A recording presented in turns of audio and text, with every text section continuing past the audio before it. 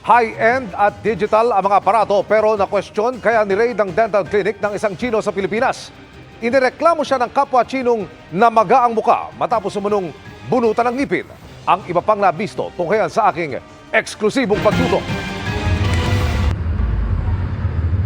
Isinumbong sa NBI ng isang Chinese ang dentistang ito na isa ring Chinese na makikita sa surveillance video na nagsasagawa noon ng dental procedure. Ang reklamo, na maga umano ang mukha ng complainant nang bunutan siya ng ngipin. Natira po ngayon yung kalahati ng ngipin. Ang nabunot lang po niya itong crown portion or yung ibabaw na nakikita natin kapag nakabukas yung bibig natin. Ang naiwan po yung dalawang paa na hindi niya po nabunot. Kaya po ito yung naging dahilan kung bakit po namaga. Ikaw, doktor. Kasama ang mga taga-Philippine Dental Association ni raid ng NBI ang dental clinic para aksyonan ng reklamo. Dito nila nadiskubring ang dentistang dayuhan na inirereklamo, wala palang lisensya. Sa impormasyon rin ng PDA, mga empleyado ng Pogo ang kadalasang parokyano niya. Ang mga parokyano niya or mga pasyenteng ginagawa niya ay pure Chinese lang. Hindi po sila nag-entertain kung ang magpapapasyente ay Pilipino.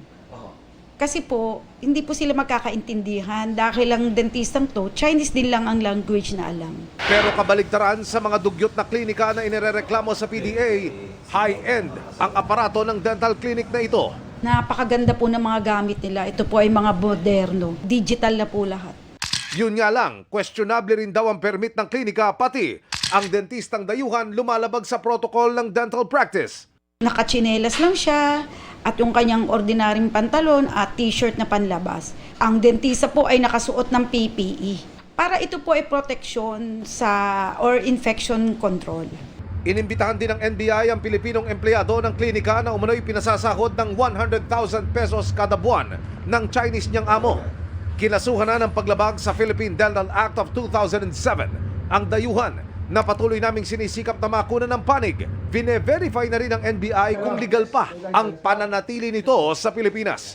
At nasa saan po sa batas ang may karapatan lamang po na mag-practice ng pagiging dentista at mag-set up ng clinic dito sa Pilipinas kahit saan mang lugar ay yung mga kababayan natin na pumasa ng board examination para mag-practice dito sa Pilipinas. Kailangan ay maging citizen muna siya ng ating bansa.